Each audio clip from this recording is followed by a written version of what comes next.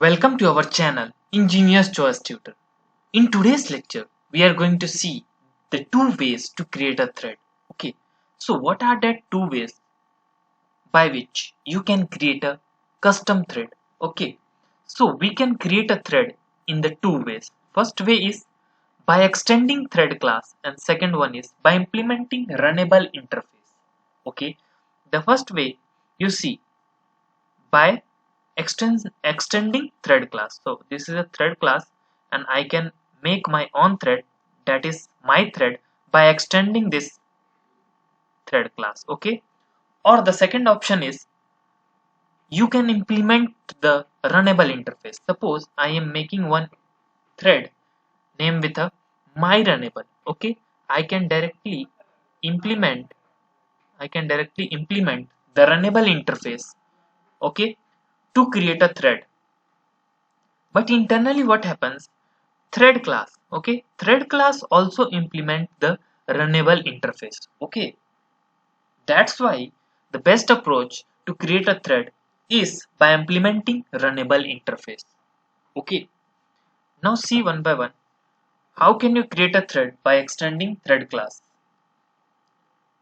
So first step is creating on thread. Extending from thread class is a basically three-step process. Okay, it is a three-step process.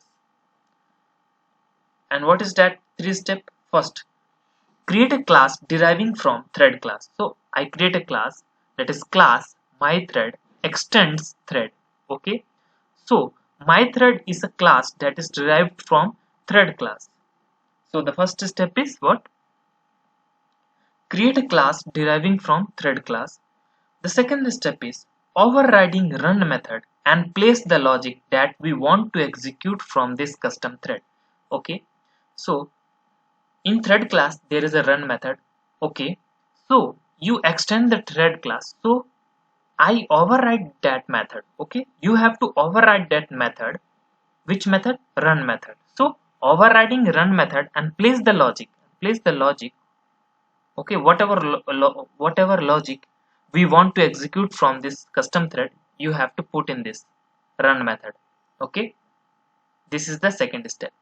Or you can say inside run method what you actually write, you write the job of a thread. Okay, what is the job of a thread? You define inside the run method. Now the third step is create this subclass object and invoke start method using this subclass object. So this class is my thread. Okay, my thread class, create an object of my thread. So my thread empty is equal to new my thread. Okay, so object is created and object reference variable is empty. By the help of object reference variable, okay, call the start method. So empty dot start method. So empty dot start method, what it do? It start the thread. Okay, starting of thread. This point is called the starting of a thread. Okay, is it clear? Then system.out.println main executed. So this is what the third step.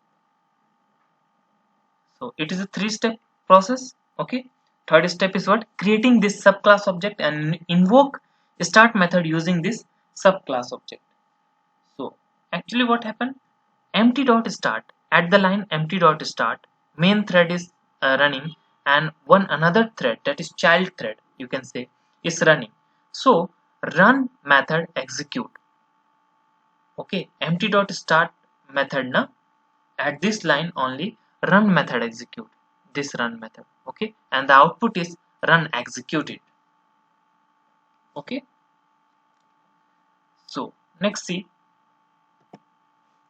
by implementing runnable interface.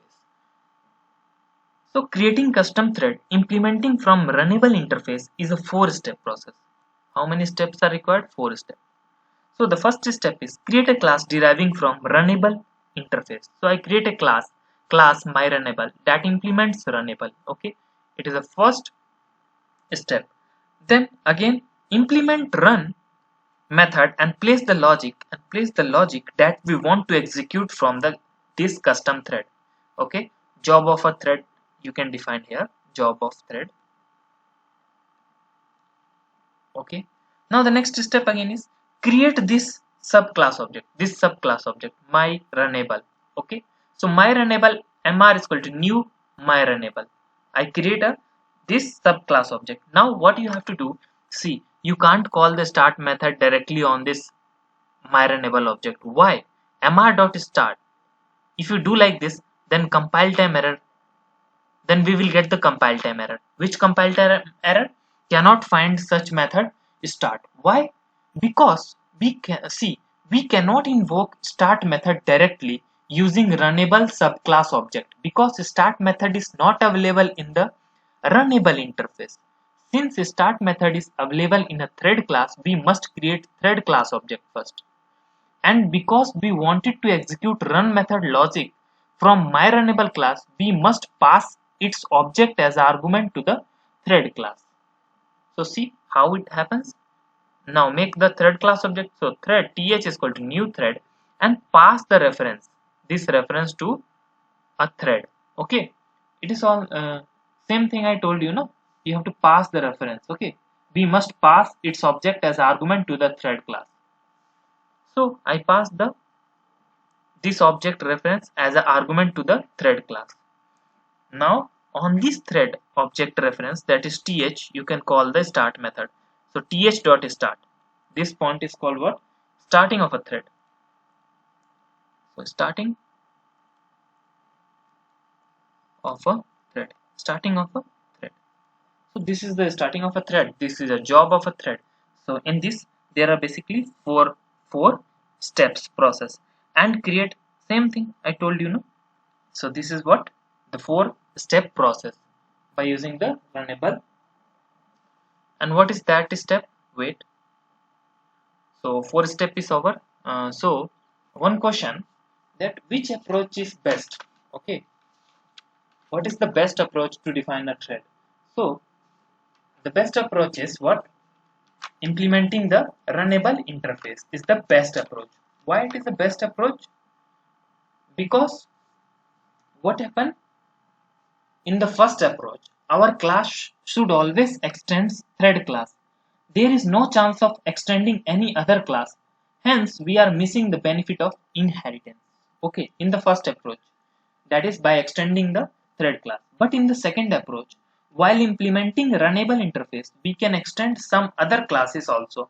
Hence, implement the runnable mechanism is recommended to define a thread. So, best approach is what?